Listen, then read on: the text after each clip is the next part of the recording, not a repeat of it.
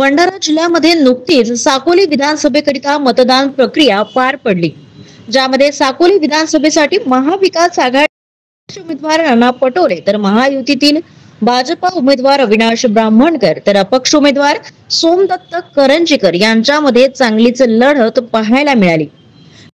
मतदार राजांनी आपला कौल कुणाला दिला हे असेल तरी विधानसभेमध्ये चांगलीच तिहेरी लढत पाहायला मिळाली असली तरी नाना पटोले हे विजयी होत असल्याचे चित्र दिसत आहे।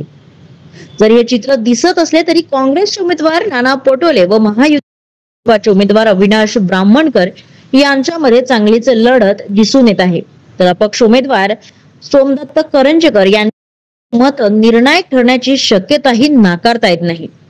तर येत्या 23 तारखेलाच कळेल की साकोली विधानसभेतील जनतेने कुणाला जास्त पसंती देत आपला नेता निवडलेला आहे।